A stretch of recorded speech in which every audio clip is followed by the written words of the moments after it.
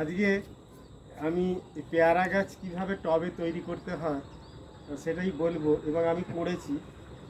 অসাধারণ, গাছটা ঝাঁপ ঝোপ ঝাড় হয়ে গেছে, এবং সিম্পল মাটিতে বসালেই হয়, দোআঁশ মাটি হলেও হবে, যে কোনো মাটিতে বসালেই হবে।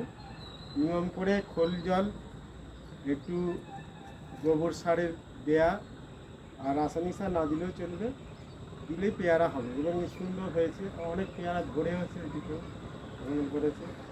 আর গাছটা আমার 6 বছরের, এই টবেতে এই একভাবেই আছে। এর জন্য বিশেষ যত্ন খুব একটা করতে হয় না, নিয়ম করে শুধু জল আর খোল জল দিলেই হবে। নানা রকম প্রজাতির পেয়ারা গাছ লাগাতেই পারেন টবে, L49, বারুইপাড়া, এমনি যে কোনো দেশি বীজের গাছ বা কলমের গাছ, যে কোনো গাছই বসিয়ে এইভাবে করা যেতে পারে।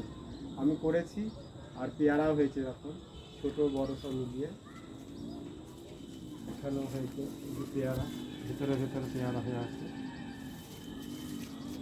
আপনারা এই পেয়ারা গাছ টবে করতে পারেন। যাদের মাটিতে ঠিকমতো জায়গা না থাকে, তাহলে ছাদে এইভাবে করা যায়।